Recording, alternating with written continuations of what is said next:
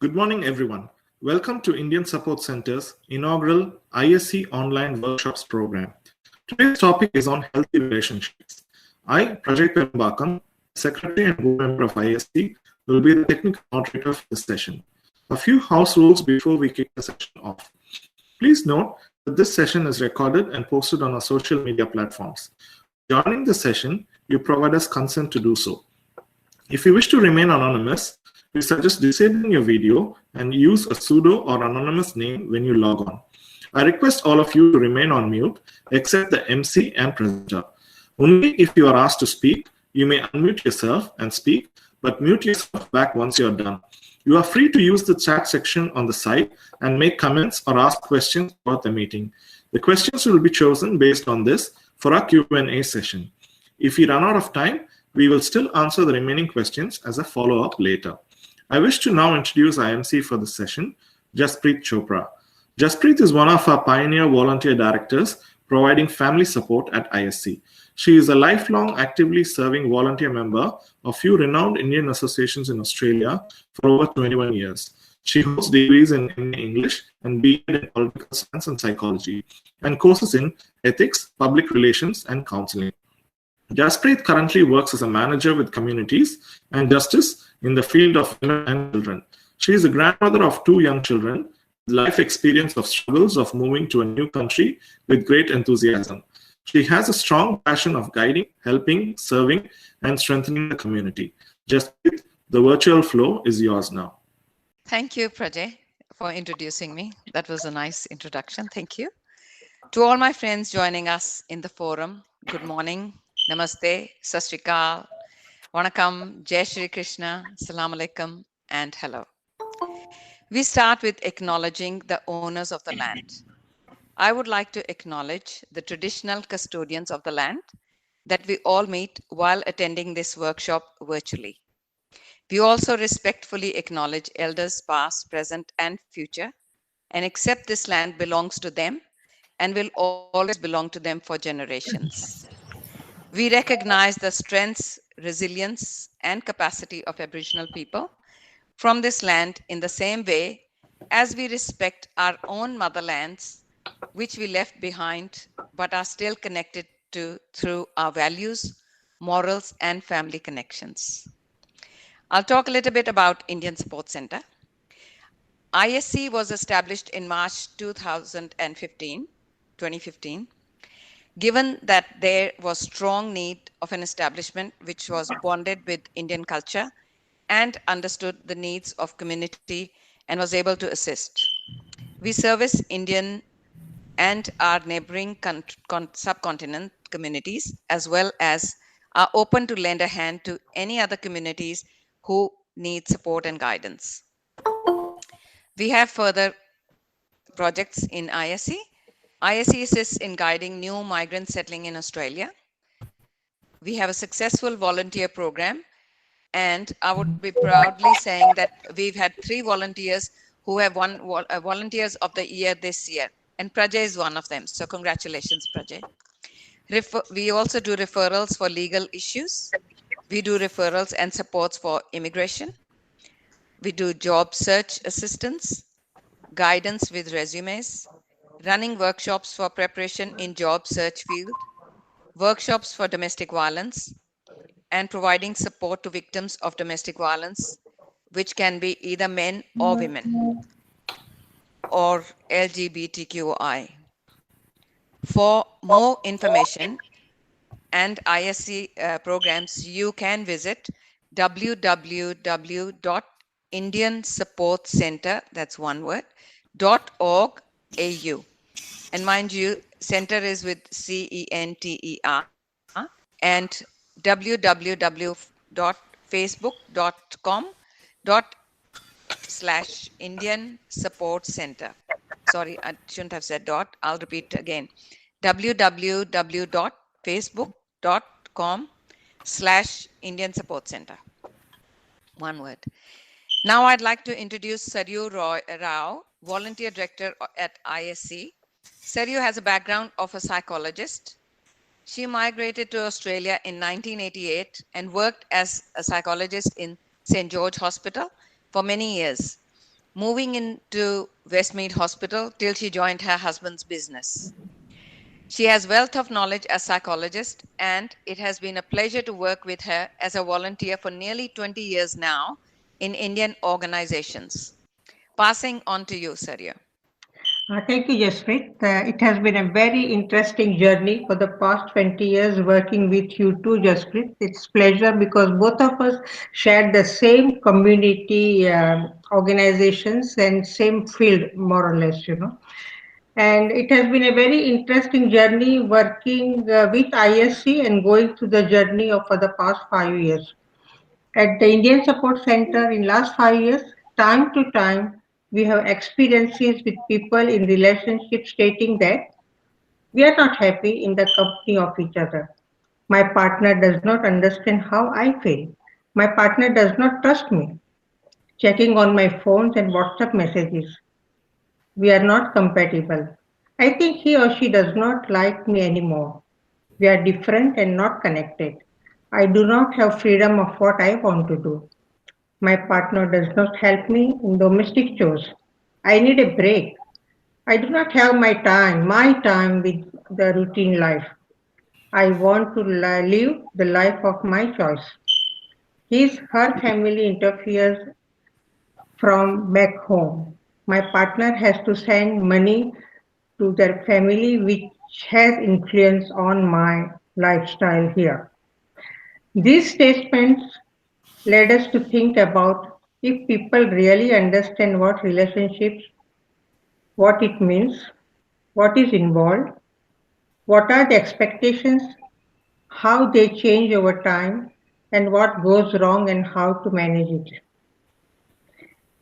A good relationship may mean different things to different people, but we at ISC wanted to set a baseline on the fundamentals. We wanted to address relationship common issues such as settling into a new relationship and coping to individuals' needs and expectations, redefining role after the marriage, managing with the personal and professional life challenges, art of expression and effective communication, being assertive without creating any discomfort, going through transition of different stages in relationship. Jaspreet, these are the questions often we experience in the Indian Support Center, couples visiting us. So now it's over to you, Jaspreet. How do we really, how do we thought about coming up with the relationship program, Jaspreet?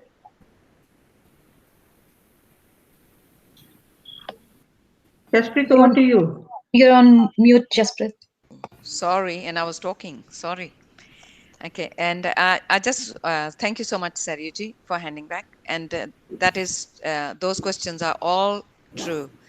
Keeping all this in mind and keeping in line with ISC mottos of keeping families together, we decided to create an online forum for discussion and learning. Right, due to COVID, especially things changed. We decided to start off with a positive topic of healthy relationships. The interactive virtual workshop will not only assist the community directly with their issues, but also give an opportunity for ISC to understand the trends and experience of the migrant community from Indian subcontinent and be prepared for the better help community. This will be an interactive workshop where all share our ideas of healthy relationship within our community. We have an expert consultant with us by the name of Cynthia Nathan from 3 Hours to guide us. So you can see the picture here of Cynthia, and Cynthia is here present as well. And I would ask you, I'll now introduce Cynthia. Cynthia is a qualified relationship counselor and pre-marriage educator who is passionate about the work she does. Besides being a member of Australian Counselling Association, ASA, Marriage and Relationship Educators Association of Australia, MAREAA, and Prepare Enrich, she is also a level 1 and 2 Gottman trained therapist. In her personal life, she is a wife, a mother of 2 teenage children, a daughter, a daughter-in-law, community member, and a friend. She is also in a 22 years married relationship. Her personal experience combined with professional knowledge and training have enriched her ability to share wisdom, guidance, and support to others. Cynthia is a very passionate worker about working with couples and helping them from the very beginning of their journey and beyond.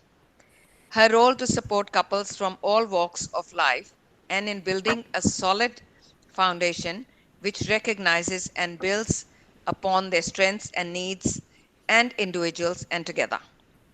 Cynthia has a background in volunteering her services as a telephone counselor for 2 years of suicide intervention and lifeline, and 2 years with family drug support with families struggling with addiction.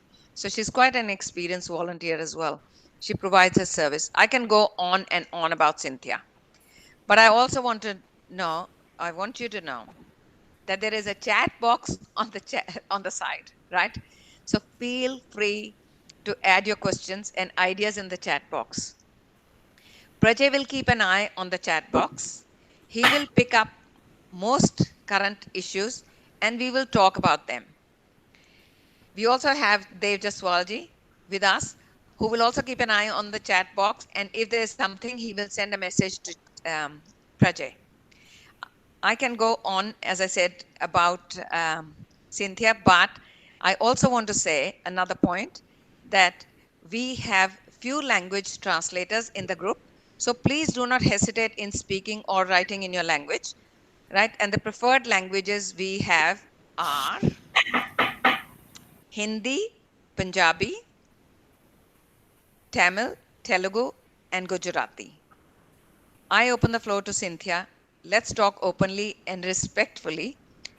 Please ensure that we do not talk any culture down or hurt anyone's feelings, and see what we understand about healthy relationships and how we manage our relationships and move them into healthy relationships. Floor is yours, Cynthia. Thank you. Thank you, Jaspreet, and everyone in ISC, Prajay, Saryu, and all the other volunteers. Firstly, I would like to wish and express my gratitude for y'all for inviting me to do this little talk today. And I have a lot of respect for all the volunteers in ISC and the amazing work that they do for the community. My prayer is that God continues to bless you all and give you all the strength to continue this wonderful work that you do for the community. So for today's topic on healthy relationships, although we know that there are many different types of relationships out there, such as with our families, our children, our friendship, our work colleagues, and the likes, with the limited time that is available, I decided to focus in on the couple relationship. Hence, we're talking about our marriages. And this is because marriage is a very significant relationship in which we choose to spend the next 20, 30, 40, or maybe even 60 years of our lives together, God willing. And research done in this area tells us that our marital relationships, if it's good, it simply means that we have a strong launching pad to bounce off into every other positive areas of our life, such as our health. We are quicker to heal from illnesses. Our work and careers will benefit. And most importantly, our children too will do better in their lives and in their future relationships. So the take-home message here is that a good relationship between mom and dad is the greatest gift for your children. We are role modeling to them, and they have front row seats to all our actions. A son will need his father's help to learn how to treat a woman in his future adult relationships, and a daughter will need her father's help to set the standards for her in what to expect from a man from her future relationship. And likewise, mom too has her role to play in the family life in modeling how she'd like to be treated, and for both mom and dad to make it a point to show appreciation for each other in front of the children. So with that in mind, let's take a closer look at our marital relationships today and how to identify and how to achieve healthy relationships. So what does this picture convey? Wow, we see a very loving and jovial couple. They are not very young, obviously, and probably they would have, journeyed through the many ups and downs of their married life together. But over here, they're still laughing and seem to be having a fun time together, enjoying each other's company. As the saying goes, a picture says 1,000 words. What do you think it takes to keep happiness in our marriages always?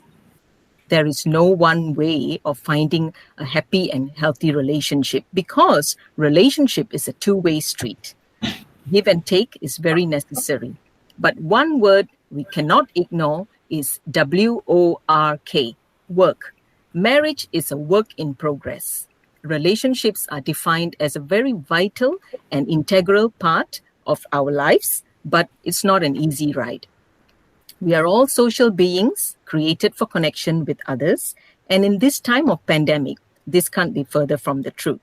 The thing to remember is that every type of relationship requires nurturing and some level of attention. With marriage, we have to work hard to be each other's best friends and continual adjustment throughout the journey.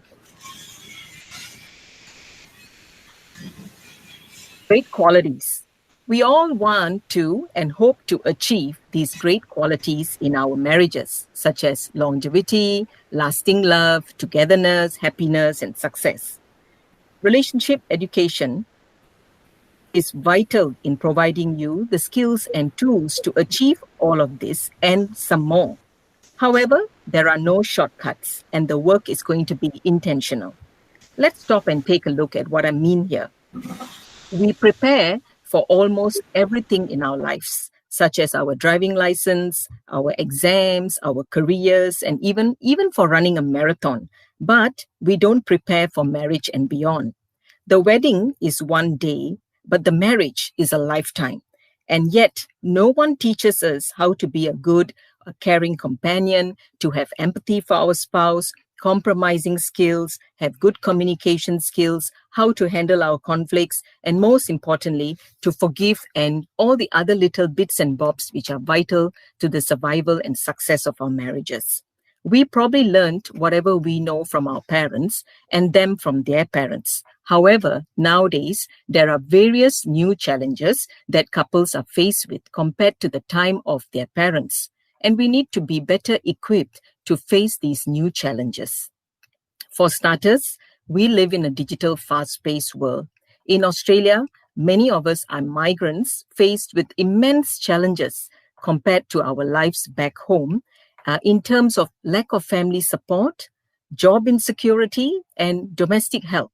However, every generation should aim to do better than the one before, because our marriage is a legacy and a footprint that we are going to leave behind for generations to come. And we are also aware that our marriage plays a very big part in the childhood, the emotional development, and the resilience of our children. A happy marriage leads to a happy family and a thriving community. So what is a healthy relationship? Having said that, there have been skills and tools that have been developed over 40 years by the relationship researchers and experts with time-tested and proven methods on thousands of couples from all walks of life. So lucky for us, we don't need to reinvent this wheel. It is right here in front of us. So you can see non-threatening behavior, respect, trust and support, fairness, shared responsibility, and all come into play. However, all of this will just remain words if we don't learn to put them into action. Relationship education with 3R will cover each one of them thoroughly, and the benefits last a lifetime. But again, the work is intentional. So who is relationship education for? The answer is for anyone and everyone at all stages of their married life. It can help make a good marriage great, enrich a strained and distressed marriage, help pre-marriage couples to start on the right track, and most importantly, you don't have to wait for your marriage to be in trouble before you seek help. The idea is that prevention and maintenance is key. So come in and do your relationship couple checkup.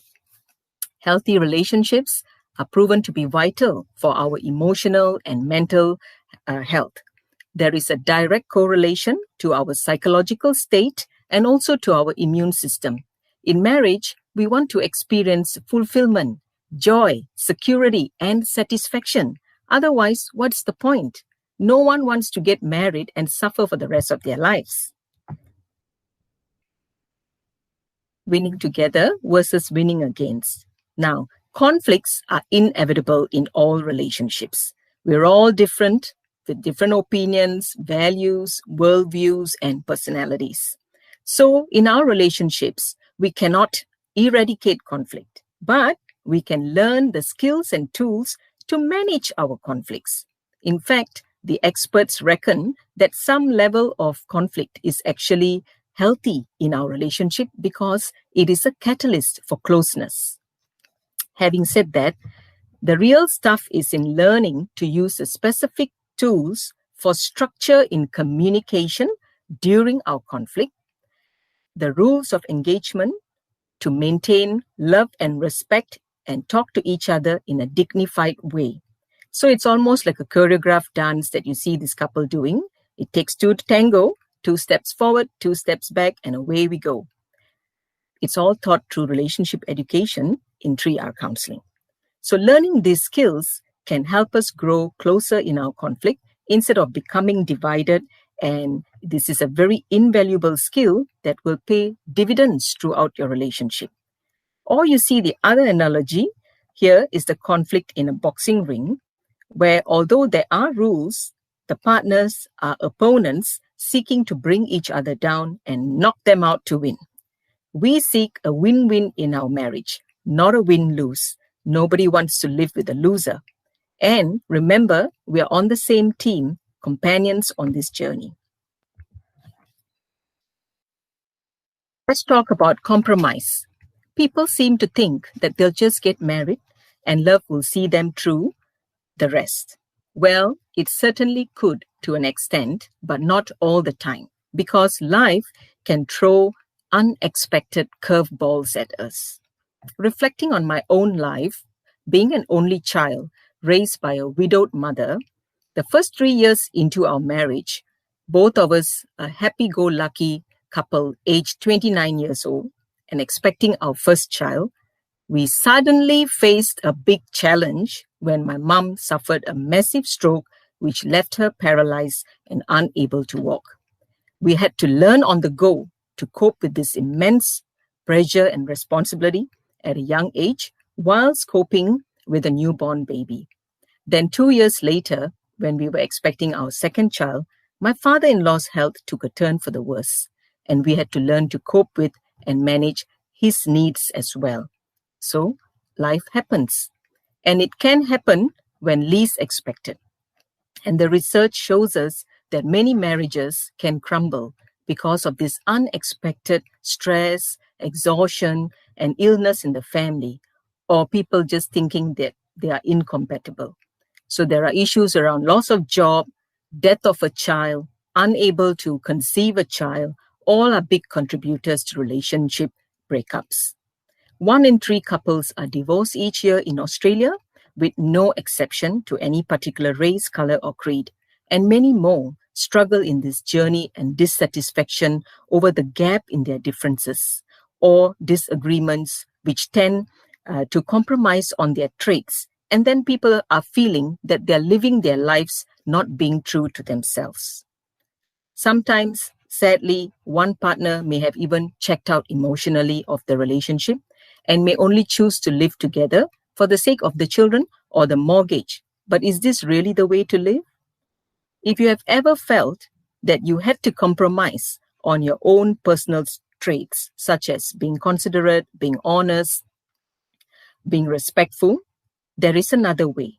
Relationship education with 3R can help you because your marriage has a lot to offer if you're willing to invest a little bit of time and work with intention by using the tools from world-renowned relationship experts over years of study on thousands of couples around the world in various ages and stages of their married life.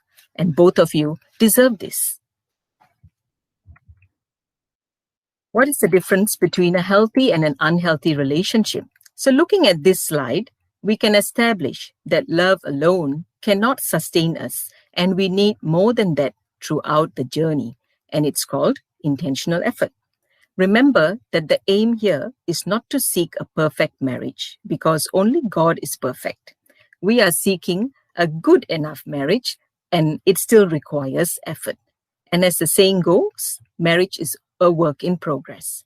Think of it as having a beautiful garden with colorful perfume flowers growing in it, but you will still need to, every now and again, pull out the weeds, water the plants daily, and fertilize when necessary. So in other words, always tending to your garden, and such is your marriage as well. Another important thing to remember is that while we are all human and we tend to get angry or disappointed, frustrated, or anxious with our spouses, the power is through relationship education in learning how to identify these triggers, and then in knowing how to regulate your emotions during our conflict.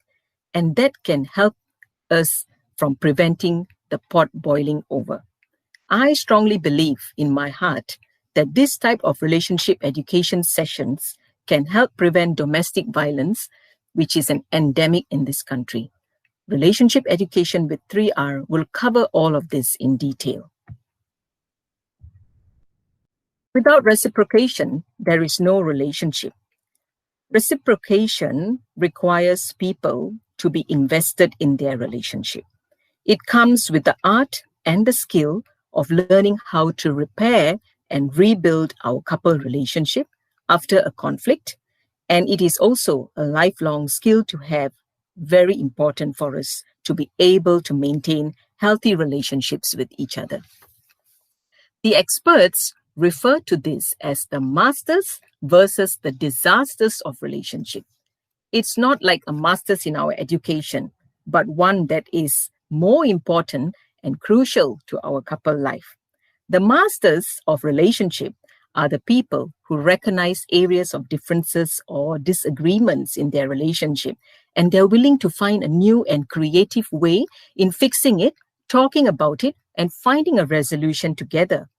Wherein the disasters of relationships are those that avoid discussing it, they stay in denial, they downplay their challenges, ego is there, they carry on without repairing things, things stay unresolved between them, and then that slowly leads to the demise of the relationship. Relationship education with 3R will help you give the tools that are vital for relationship repair and reciprocation. Healthy relationship education sessions are not just plucked out of the air and put together by counselors or psychologists. There's been years and years of research carried out by experts in the industry, and here we see one of the many tools that are used in relationship education. This study itself took 40 years in the making and is known as the Sound Relationship House by the Gottman University of Washington. It is a strength and evidence-based tool and a model for healthy relationships, which is built from the bottom level, which is the foundational level, right up to the top, which we refer to as the roof. There are seven important levels in the middle, and it's supported by the walls of trust and commitment. So please do not feel overwhelmed by these levels. The motto here is to do small things often. And in actual fact, it is simple, but a conscious effort to prioritize your relationship and to learn to nurture it well. It's been a very powerful tool to help marriages at the brink of divorce and turn them around. So imagine what it can do for a pre-marriage couple or a couple seeking to improve certain parts of their relationship and are looking for ways to enrich their married lives and beyond. Relationship education sessions with 3R counseling will help you to find out about each of these levels and add the richness to your relationship, all the relationships around you. So it can be a mother-daughter, father-son, sisters, and especially your couple relationship. suitable for everyone in all stages of whatever marriage or relationship they are in. Okay. The next slide is about feeling without thinking or thinking without feeling. It doesn't work.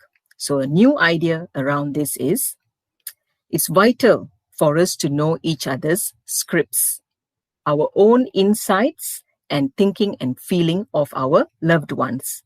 The heart and the mind has to come together in helping us have a better understanding around issues that may arise in our marriage. Time to ask ourselves, is there anything negative from our upbringing that is influencing our relationship with our spouses today? This is important because our family backgrounds have a big influence on our marriage. Even though we may be from the same race, from the same country of origin, there can be differences in a way which we have learned to view the world from our first environment, which is our unique families. For some people, the love and support they receive from their family is good and helpful in building a strong marriage. For others, it is a bit more complicated and can even be damaging. Families can endow us with emotional baggage. Therefore, the ideas taught in relationship education is around having a good understanding with regards to the patterns of thinking and feeling of each partner. This is vital information, really, because couples research shows that in times of stress, we have a tendency to revert back to what has been ingrained within us. And if we are aware of these differences beforehand, we have a better chance of understanding and empathizing with each other. This will be around issues around sex, faith, finance, and how we spend our money, or how open we are to talking about our emotions and our feelings. Praise, criticism, and all of this comes to play. Another challenge is that we now live in a very technological savvy world. Whilst we cannot deny that it is progress for the human race, unfortunately not for our personal relationships, which have been greatly impacted in us truly finding ways to interact or connect with each other without these distractions. Technoference is the new coined term for this. Another sad truth is what we call cyber affairs. Couple and family life can be greatly impacted if we don't set boundaries and limitations on this aspect to really connect with the people who mean a lot to us. And I've seen couples in my practice who are struggling with this. The stages of relationship development. So relationship education is catered to serve every unique stage of our ages and stages and growth of development of our life's journey. Marriage actually provides us with one of life's greatest opportunities and also one of its greatest challenges. So let's look at this slide in front of us. So we have the couple that is just starting out, lovey-dovey, hunky-dory, everything is going well at the romance stage. 2-3 years into the marriage is what researchers have looked at, and they call it the power struggle areas, where, we might be challenged with raising our children, and, we have different views and different opinions about doing things. And we're thinking to ourselves, oh, what did I get myself into? So that, that a bit of a power struggle issue going on between us. Then we move on to the me and you section. So this I'd like to reflect back on my own life. And I look at it as a time when my children were in primary school and all the involvement around them, working in this, just volunteering in the canteen and doing scripture classes and reading and preparing for school fates and everything. Was so involved with them, and we're running around doing everything. And I remember my husband would come back from work at about 6:37, and I'll tell him, the food is ready, can you just, watch out for the children, make sure they've done their homework and they've eaten. And, I'm heading out to the gym because that's the time I get some time to exercise after having run with them the whole day. And sooner or later, you find out you are like passing ships in the night. Okay, so we're not having that time to connect with each other. And it's so easy to lose each other in that journey. Because, life happens, and it's marriage is not just about putting food on the table, working, cooking, laundry, and running around after the children. It's a relationship that we have to actually nurture and look after each other in the journey. And then we arrive at the you and me, the co-creation stage that you see there. And that couple is probably empty nesters. So their adult children may have left home. And now if they did not look after themselves in all these other transitions, they would have lost each other when they arrived there. And that's why we're seeing more and more couples divorcing in their late 50s, and because they find they've got nothing in common anymore. So this is why we need to value our relationships. We need to have couple care, and we need to protect and look after each other throughout the journey, because at the end of the day, it's you and me. The rest, the children will leave the nest and they have their own lives ahead of them, right? So this is a very good slide to remember, and I also look at it from time to time to remind myself. The next slide is looking at tips for a healthy relationship. So always remembering that we are not seeking perfection and that no relationship is perfect. Everyone is going to be tested in different ways, and we all have our own challenges and struggles. Letting go of our preconceived ideas and expectations about our partner and our relationship. We need to check in and talk to each other about this. Those date nights are important. Those long walks and those chats are important in our connection with each other. Making time generally, which is not going to come easy. We got to learn to carve it out. Not expecting happiness and romance all the time, and honoring our own unique journey and rising up to its challenges. Not comparing our relationships to others. This is where technology can come in and cause a boo-boo. So we talk about Facebook, and people always put their best photos. But 2 minutes before that, 2 minutes after that, we don't know what happened. So that's why we call it Fakebook. Although I'm a user of Facebook and I have relatives overseas, it's a wonderful tool. But in terms of marriage, it sometimes gets in the way because people are comparing to what their friends are doing and looking at themselves and saying, how come we are having this life? So remembering not to do that. Prioritizing the marriage above other relationships. This is a very important one. So when I got married 22 years ago, my mom advised me and said, so you're starting on this new journey. Before you leave your home or you go out with the girls or you got things to do or go to work or whatever, make sure your husband you have cooked food for your husband. Now I say, my husband's actually a better cook than me.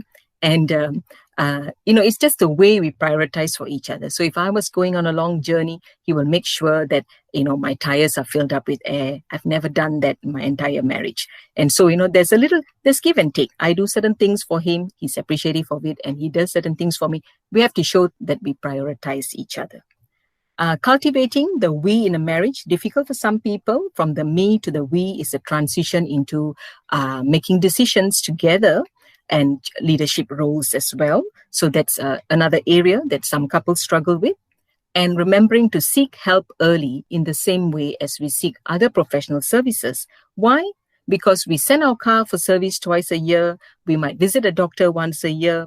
We have all of these other things happening. But our own relationship, it's important for us to stop and take stock to see how we are traveling, and if we have anything that we'd like to discuss and we feel uncomfortable doing it in the presence of each other, or family members could be biased and take sides, come and see us, a counselor. There's no stigma attached to it. We're a neutral person. We help you process your stuff for you, and we are there to support. So that's the idea of seeking help early.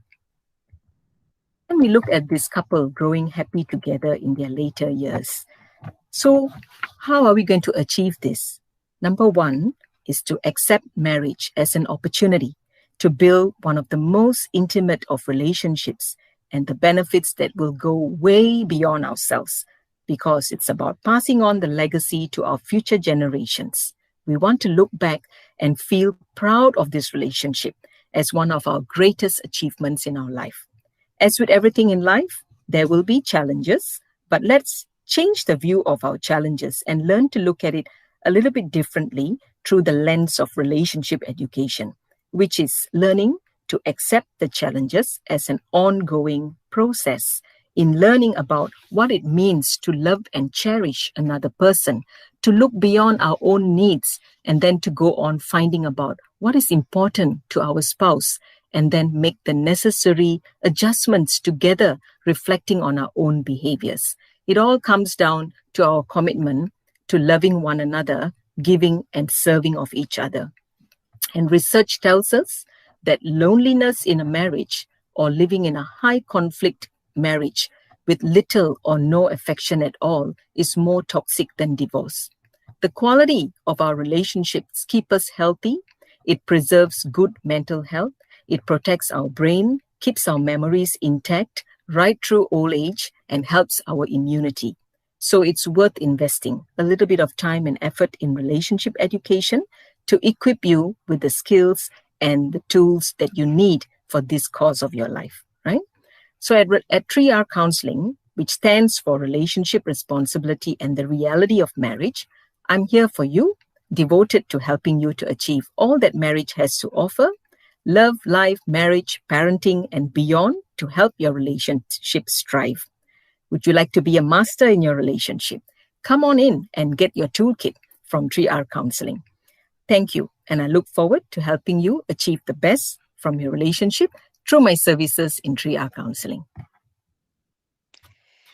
Thank you so much, Cynthia. Thank you for your session, right? You've touched on a lot of important aspects of relationship, and your session was very informative, right? You touched on all the important parts. Few I caught in the session, right? So which were tips of healthy relationships, really good long chats and walks, right? That was very important that I saw, right? That you should have long chats, because they normally say that people who are good in communication, right, their marriages go successful, because if you can talk to someone, like later on, the marriage is successful. So that's with the long chats, I thought, right? So, and the most important also I thought was prioritizing each other, right? So thank you so much.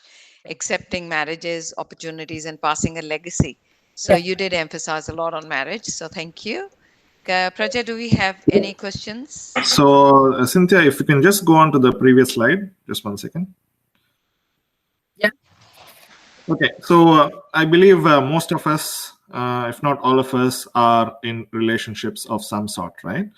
So I just want to go through and make you go through these questions. It's a self-reflection questions, so it's not necessarily for us to hear what your answers are, because you may want to be private and confidential about it.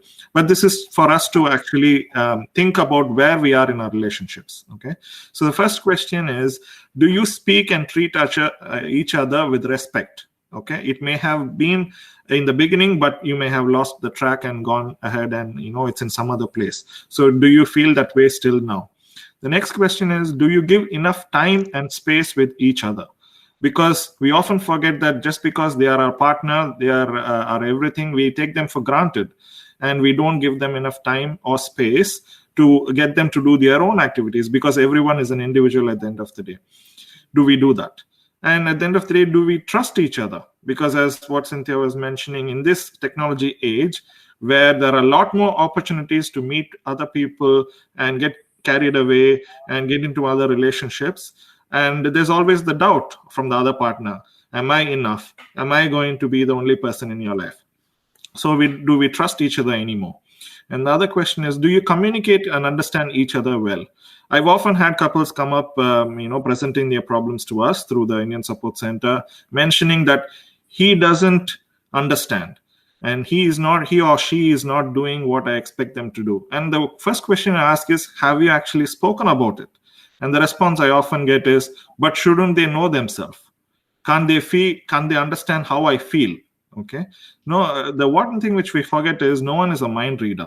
Okay. But we often don't speak up. And that is the main issue I actually come across. So do we communicate well enough for the other partner to understand us? And the last question I have is: do you experience physical, verbal, sexual, or financial abuse? Okay. So it's a very important aspect in these days. As much as we all live in under a rock thinking that these things don't happen, abuse is something which is prevalent these days, and abuse can take many forms. And it's not just physical, which is what many people think of, right? So it can be verbal, it could be emotional, it could be sexual. And another new area is financial abuse, where not many people even have an understanding of what it is. Okay, because they think that this is how things were done, this is how things were happening in our previous relationships, my parents' relationships, etc. So do we do all these things. It's a simple question which will help us understand where we are in this relationship. So this is a self-reflection question. So now I want to open up the floor for Q&A. Going through the comments, a couple of people have asked some questions. So I'm going to pick one person who has asked a couple of questions, which is Priya Ovaria. And Priya, if you're on the line, if you want to unmute yourself and ask the questions one at a time, please. Sure. So, hi Cynthia, thanks for your time in explaining about the relationship. It is quite good for me. At least I don't know how many of you like got used. Yeah, it's good for me because I'm into a new relationship. So it is indeed a important one for me. So the thing is, like, initially when the start of the relationship, it's been like 6 to 7 months or 8 months now in the relationship. In the start, I've been doing things without the other party asking me to do. So he's not from the same country, he's from a different country. So it's like I came up from a village, so I'm kind of a traditional South Indian woman. So the way I know about relationship, the way I see, I've been doing things for the other person. So my question here is, like, initial stages of the relationship, I've been doing without he asking, this is the stuff. If I go tell him like, oh, can you share? Can you help me with this work or that work, or can you share? The thing that comes back to me is like, you have changed. You were not like this in the start of the relationships. You have changed now. So how do I go and talk? How should I need to approach the other person to make him understand this is what I'm going through? And it would be really good if we could, we both can work together rather me working and it's, So how would you, how should I need to go and approach? Thank you.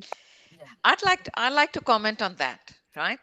I think, Priya, you really got the same, like where they say people take relationships for granted. That's what I saw, that he, like, because you've given all this and you believe that you've given, right? And now you feel that if you ask, he's taken it for granted. So maybe, like, as those questions Prajay had mentioned, you're at a stage where you need to talk about that. You need to sit and talk. You're at the communication time. So now I'll give it to Cynthia for expert advice. Yeah, so Priya, I think what Jasprit said is also true. It looks like you've been taken advantage of. Sorry about that. But, it's about life and the changes that come into place. So, you did start by doing a lot of things and, you were probably available and free to do that. But life also changes and, you accept more responsibilities. Then along might come the kids as well. So at every stage, it's important to realize and to have that adjustment phase. So how you start off is not necessarily how you're going to end up. You know what I mean? And these kind of roles and responsibilities that you seem to be talking about is actually, it has to be quite fluid. So what happens if you had fallen sick? What happens if, touch wood, that doesn't happen, but if you had to care for a family member that was in hospital, that's going to throw the routine out of whack. So is your partner then going to be able to survive on his own, or is he going to be looking at you to be providing at those times? You know what I mean? So you've got to have that balance.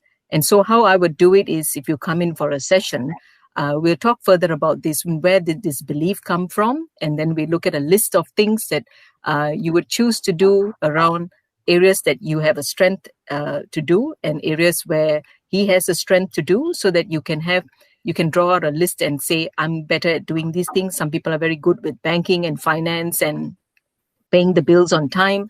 Other people could be better in grocery shopping or, planning for meals on a day-to-day basis, So we all have different strengths in our relationship. So that is how I will divvy up a list and, see how it goes. But to be fair, it has to be a 50-50 because, the culture is such, the life is such. And especially if you're working, you have to share the load. You can't just continue doing. You will suffer a burnout, and more than that, you will not be satisfied in the relationship. Yeah. Yeah, I may have to add something, Cynthia, in that. I think, yes, life has to be shared, but when it comes to 50-50, that's where the lot of time. people really have problems in that, because life has to be 80-20, 70-30, 60-40, because that is how the expectations matching or mismatching, that's what I think.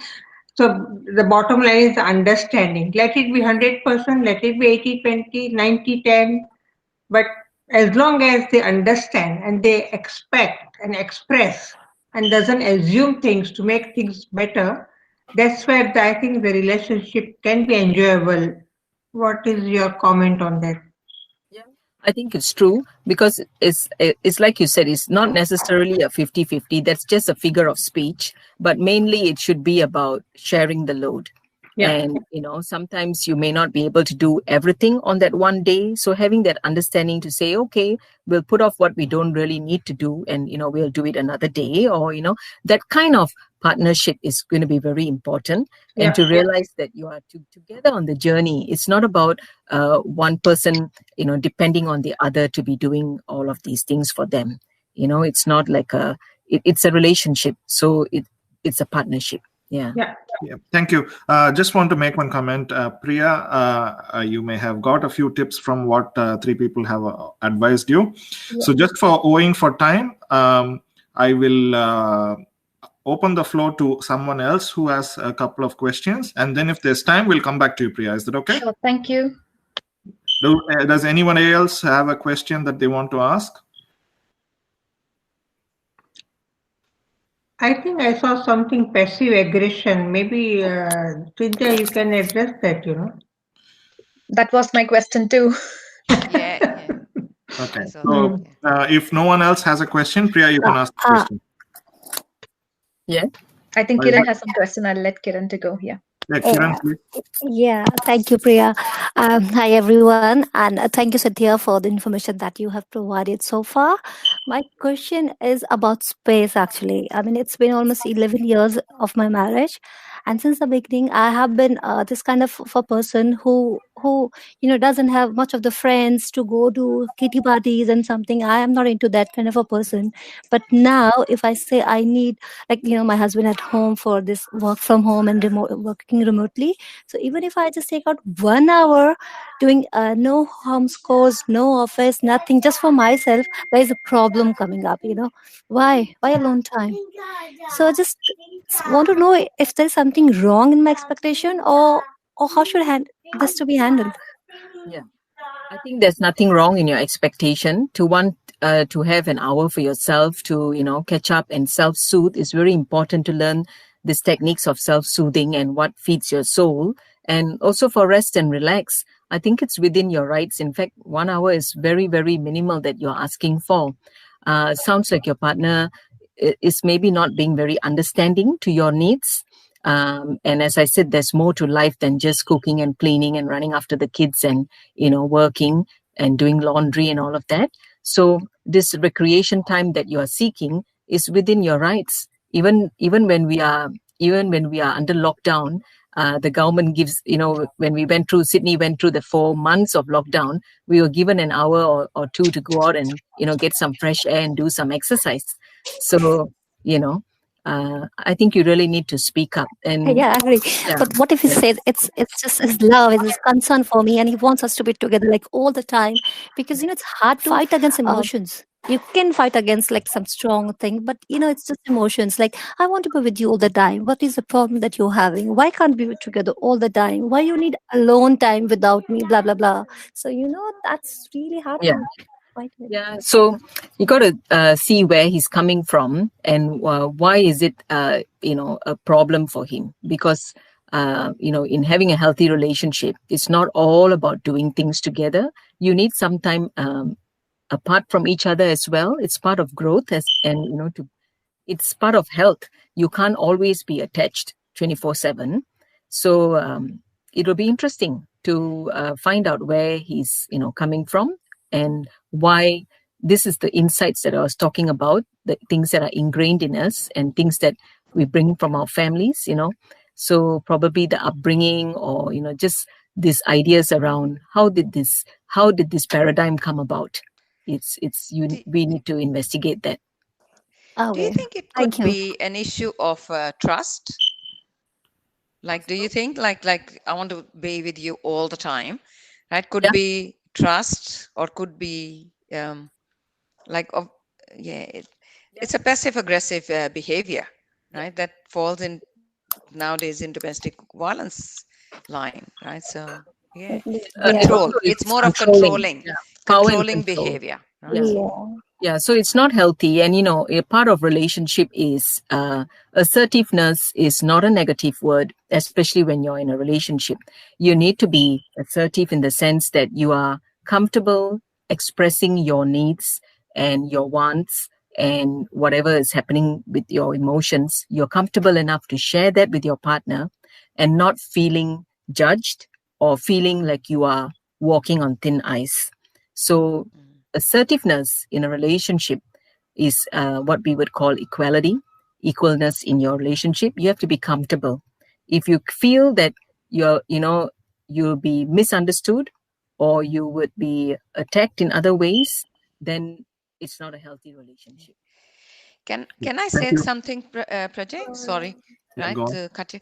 I'm just wondering, from the floor, anyone has an idea or can give any suggestion? Because I think because it's an interactive program, if someone thinks that I have a suggestion or I've gone through it and this is how I handled, right? That might be a good point as well. So if someone wants to say something, right, they can unmute themselves, right, and make a point, right?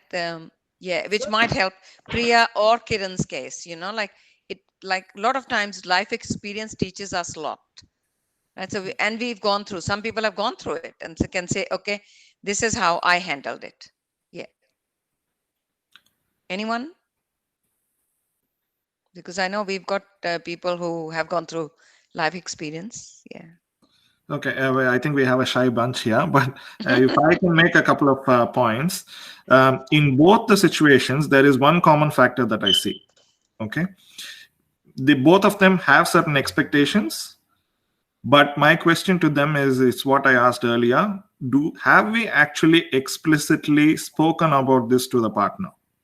Because we all fear that what are they going to think, what are they going to say, how will they treat us, what questions, what doubts will I put them in their mind, would they think I'm not happy in this relationship, would they then have a fear of losing the relationship? Because fear of the unknown is the biggest fear.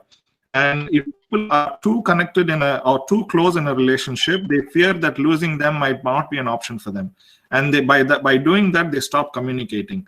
They express only in their eyes and thoughts and not through words. So maybe that is the challenge that I see here. And in both the cases, I feel that communication is the key. If we speak, because if we care enough for them and we love them enough and we don't want to lose them, why would you stop yourself from speaking out? That's right. I agree.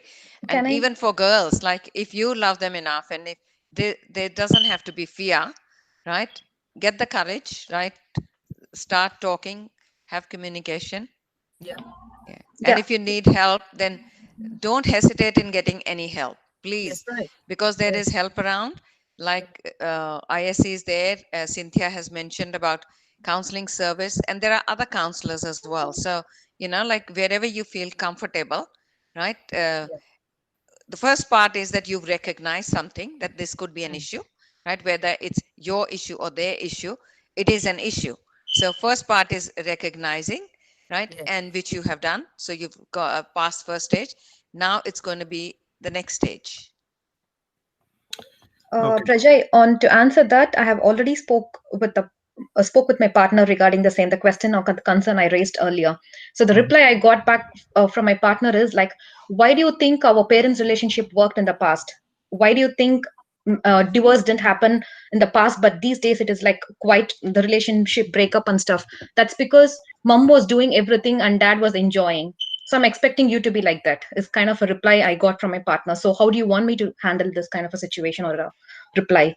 Can I say something? I would like this answered by some person, a man who has been through that, rather than actually a response from Cynthia or anyone.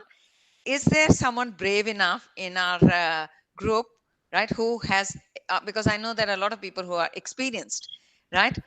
If if your sister comes and says this, or your daughter comes and says this, asks you a question as a parent, because you've had successful marriages, how would you respond to that? Like, what would be your suggestion, right, in the community? I would like someone to be brave enough to say, okay, yeah, okay, I agree with you, or he's wrong, or she's wrong, or, or you can, I'm quite happy for someone to say, Priya, you're wrong, right? That was right. He is right. Come on, like, someone come up. Yeah. Anyone? Sukhdev ji, you want to make a comment? My comment on this is that, first of all, both parties have to be ready to be in the relationship. If any one of them has made up their mind, they've had enough or whatever, it's very hard to reconcile. So there has to be willingness from both sides that they want to carry on the relationship. Now, once that is there, then it's a question of following Cynthia's advice on all the stuff about talking to each other, trusting each other, discussing things and all that. Yeah, I agree. Thank you. Okay, does anyone else want to make a comment? He's got to want to seek the help, though. If he doesn't see it as a problem and you are on your own, then you're going to get nowhere. So the suggestion is to see someone neutral, because times have changed. So obviously he hasn't kept up with the times, and his role models seem to be what he has seen from his parents. But is that suitable for today's day and age? There's a lot of things that we can take it on to, but the openness in wanting to come and seek some help. Or is it that suits him? Or is it that excuse suits him, right? That our parents, well, there are lots of parents, right? So, yeah. Because earlier, like back in our country, we have maid or we have someone to help to do things, but that's not the case here. Even it's very expensive to, like, I can't afford for a maid or servant to come and work for me. I have to do everything on my own, though I'm a working woman still. Yeah. So it's like it's two different lifestyles. He can't just compare that with the current lifestyle. But I don't know to go and argue or talk. I'm like kind of a person, whatever he says, I'll be like, okay, fine. So yeah, probably seeking a right professional advice would help is what I feel. Yeah. Yes. I think if someone say no, there will be always a resistance, right? But then it's up to us that no to convert into yes. Why? So give a reasoning, give a rationale to it, and I think it should be able to work out, I guess. Yeah. Okay, I have a point. So relationship is a two-way street. Okay, that's right. But often people think that it's a one-way street, and it's the highway or my way or highway. My way or highway. So it's like if you disagree. Lost use. Yeah, so there can be disagreement in certain. You don't have to agree on everything, right? But when you disagree, you have to, when you made a point saying that, Priya, we have an argument. It should never be an argument. It at most should be reasoning with each other to what is important for you, because I think it all comes down to priorities. Okay, individuals in relationships are still individuals, and we all have our own wishes and wants and needs, right? But there is bound to be conflicts between certain types of needs and certain types of wants, because you may want to eat a vegetarian food, the other person may want to eat a non-vegetarian food, just giving an example, right? But if you understand each other from each other's perspective, okay, how would you like to do things? How would I like to do things? Can we compromise? Can we not compromise? We need to have that understanding first. Often I see that we get into relationships, especially new relationships, right? We want to get into relationships because we want to get into relationships. Okay? And we just want to have a company. We want to have a partner. And that becomes the priority. And we want to get somebody who just fills the gap. Or, he or she. So we often start the relationships with all these expectations. And we go through this honeymoon stage, or even the romance stage, which you said, Cynthia, where we try to impress the other person. We do everything. We keep doing everything to impress the person and then get them to join the relationship. But if the other person has found it convenient or in a position to say that, okay, you're doing everything for me, I like this, and that is the reason why I've gotten into this relationship, why would they then change and say that hey, your expectations are different and my expectations are different. So Yeah. there seems to be a mismatch in the actual relationship itself. Maybe the other person wants something else from you and you want something else from the partner. So are you actually matching in what your needs are is my bigger question. So in my case, what I feel is like the needs are met, so the relationship is working. His needs, Oh. like other person's needs, His are needs met. are met, so it's working. It's If working. yeah, that's right. I So won't say it's a working, it's a peace in the house. That's it. So you're compromising. So yeah, okay. I Actually, don't you want to say picked it's up a like good working. point, Saryuji, because I know we use the word compromise. I think we need to change that also. We shouldn't be talking about compromising in life. Not at We all, should be no. living a life, right? So we should be sort of Living caring and for thriving. each other rather than where you have to compromise, things don't work. Life doesn't go with compromising, especially in relationships. I think for me, compromise is a very strong word. It should be more. It should be a different word. Now you find out another one. The term would be accepting each other's influence on doing certain things. Yeah. Can I ask a question to either Kiran or Priya? Okay. So what steps have you taken to address this problem? Obviously, you're seeing it as a problem, right? Priya What says she has spoken to him. Yeah. Okay, you have spoken to him. That is one. And if it is not working, what do you think, in your opinion, is the next step, Priya? What else can you do? I have to go to Miss Cynthia. Please come. Yes. Whether it is or not, the important point you have pointed out is you need help. You Yes. need a third party. You need an intervention. You need from a third set of eyes to see what you're doing, what you're not doing, what the other person is doing, what they're not doing. Maybe if you're not able to be free and communicate with the other party, maybe if you can bring them on board to even have a healthy conversation and a discussion with the third party, which is a professional, maybe they can ask the questions which you're hesitant to ask. And Cynthia, in my understanding, has a very lengthy checkup, relationship health checkup that she does offer on a professional basis. And I'm sure she is going to be able to ask questions from a neutral point of view to both parties and get an understanding what your actual expectations are, what the other person's expectations are, whether it's realistic or not, whether it's actually true or not, because you may be in a relationship for different needs and they may be in a relationship for different needs. So, we talk about prenuptial agreement. Okay, so these days prior to marriage, marriage is actually at the end of the contract, and there are some monetary benefits out of being in a relationship as well. So you need to understand what is this relationship first of all before you start saying it, because all I see is you're trying to save the relationship, making it work, and you're compromising, and you are putting bandages in this relationship and making it survive and float on the ocean, which is bound to sink at the end of the day. Okay. Yeah, so how long will it go? That's yeah, right. I think you need Unless something else takes place. Yeah. I think, Priya, it's also important to have some good friends whom you can open up, you can talk about it and get some ideas that in case they confront such situation, how do they deal? Because often we try to think within and not to open up and talk to our friends, and then thinking that, oh, is it a judgmental? Is she going to judge or is he going to judge? So let them judge, but you open up your side and then you get the input from your friends. That's also a good idea to. Yeah, Sure, you need sure, to Sarayu. you need to expand your support networks. Yeah, Sure. Basically, I do have a go-to person where I always call and share my issues or share whatever is going on just to make sure like I'm doing the right thing, or even if I'm doing the right thing or not, I just go as a vent. Like I just need to vent out. So I have a go-to person who always he has been there for me whenever I wanted to talk with him. So I really appreciate his help. Yeah. Yeah, but that doesn't stop there, right? So venting is one thing. I just want to ask for both of you or anyone on the floor, are you actually happy in your relationship? Okay, this is a question for your own self. You need to answer it yourself. Okay, we don't need to hear it.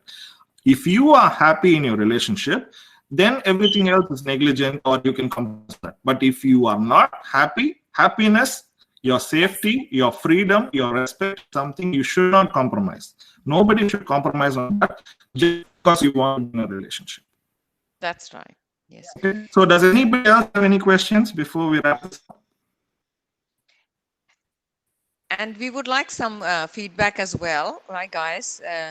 And we are going to we would love to run these programs every fortnight, right? So actually the next one will be in 3 weeks, right? So, and after that, every fortnight. And we are thinking about topics. And please feel free to give us suggestions, what topics you would like to bring. But ISC plans to bring different topics each fortnight, which is like we started with healthy relationships, working through relationships, living in Australia and maintaining your culture.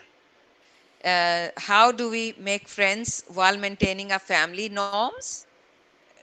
Different types of relationships, because nowadays relationships have changed. Immigration issues, legal issues for visas, legal issues regarding family law, preparing resumes, relationship family programs, living in joint families, because that's another issue we have and very burning issue in our community. So please provide us feedback and suggestions for any other topics that may interest you or how to improve on our forum. So please feel free to that. So Just I'll pass it one- back to Prajay. Yeah, Prajay, just to the list, whatever Ms. Jasprit had said, I would like to add one kind of a topic, narcissist, how to handle narcissist people. That would be indeed a great one to hear in upcoming session. Yeah, sure. We will Yeah. definitely have to find an expert to talk about that narcissist. I'm going to write it down actually, how to handle a narcissist. Yeah, Thank you. narcissism. Remember Hitler, you know.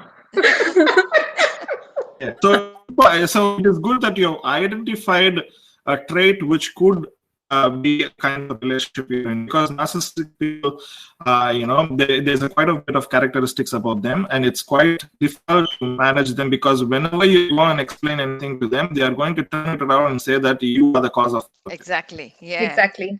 Right. It's not just in the relationship, even it could be in workplace or the people we deal, friendship, relationship, be it That's like right. it can be Yes. anywhere. It's not just That's about partnership, like, yeah. Correct. So definitely take that feedback on board. Very good topic to talk about, because Thank we talk about it. Yeah. Anyone else want to say anything? All the best, Priya. Call me if you need to. I would definitely reach out to you, Cynthia. You can expect my call. Okay. All right. Anyone else want to say a few words before we close? I can see last point on Alka has commented some point. If you'd like to talk about it, Mr. Prajay.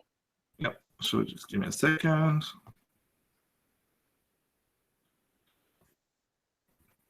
Okay. Alka has a made point saying that people have ego. They feel that accepting they are wrong at fault, they may be taken as a failed person or a bad person, or that if they accept the terms and conditions of the partner, they may lose their power. The acknowledgement does not come easy because they feel they are being accused. That's where a neutral counselor may help better. So that's a very good point, because a relationship shouldn't be a power struggle. You remember the slide about the boxing?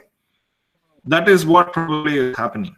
And how to convert from being a boxing kind of situation where you're trying to see who is going to be the winner, who has the power. We need to change that into a choreographed dancing so that you can gel with each other, cooperate with each other, understand each other, and make a successful relationship and grow happy together. That's one of the slides which I really like, Cynthia, because at the end of the day, we all want to get a relationship which is lasting, make us happy, and lifelong. And if that is not what relationship is, what else are we looking forward in a relationship? So saying that, I thank Cynthia and I thank the rest of the board members of the ISC, and most importantly, the participants, and Priya and Kiran. First of all, you need the courage to speak out. I am very, very happy and glad that you took this opportunity to speak out. That is the first for solutions. Okay, you have taken the first step, and you need to go on forward. The next step, regardless of it being baby steps, you need to take steps to make this. Okay, and I wish you all the very best. And thank you all for Thank you. Thank you Thank all you, for Prajay. taking It was out good. your time I and really- coming and yeah. sort of joining I us. thank Indian Support Center for organizing this kind of session. Thank you so much. Sure. Thank you all. Oh, thank and you. a good afternoon and good Saturday. Thank you. Thank Thank you, everyone.